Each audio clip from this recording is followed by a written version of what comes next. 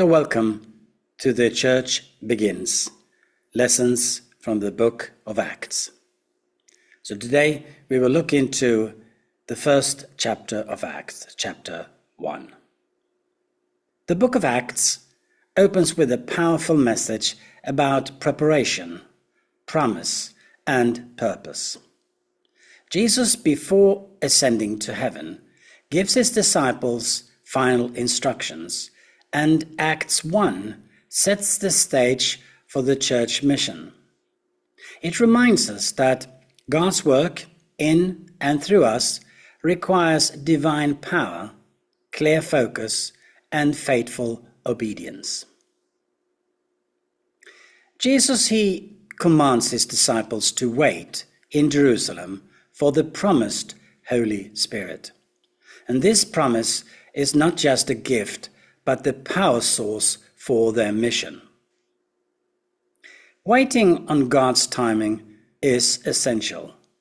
Sometimes we are eager to act, but we must first be equipped by the Holy Spirit before we take our steps. It is like reading the instructions before you start putting things together, perhaps the things you purchased on IKEA. So, are we relying on the Holy Spirit, or are we trying to serve God in our own strength and time? The disciple asked Jesus about restoring the kingdom to Israel, but he redirected them to a greater vision, being his witness to the ends of the earth. And he says here in verses 7 to 8, "It is not your business to know about times and dates," he replied. "The Father has placed all that under his own direct authority. What will happen, though, is that you will receive power when the Holy Spirit comes upon you. Then you will be my witnesses in Jerusalem, in all Judea and Samaria, and to the very ends of the earth."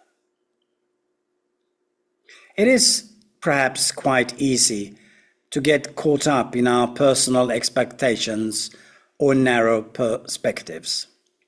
Jesus, he calls us to lift our eyes to his global mission. So, are we focused on building his kingdom or our own? Jesus then further on, during his ascension, reassures the disciples that he reigns in heaven and will one day return to us. But meanwhile, they are commissioned to continue his work here on earth. Jesus' ascension reminds us that we serve a reigning king. His return motivates us all to live with urgency and purpose. So, are we faithfully carrying on his mission while we await his return? And in Acts 1, 12 to 14, there, after Jesus has ascended, the disciples return to Jerusalem and devote themselves to prayer. And this unity in prayer prepares them for what God is about to do. Before significant movements of God, there is often a season of prayer.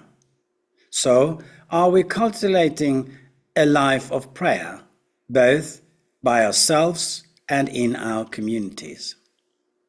Acts 1 teaches us that God, he empowers his people for his mission. We are called to wait on the Holy Spirit.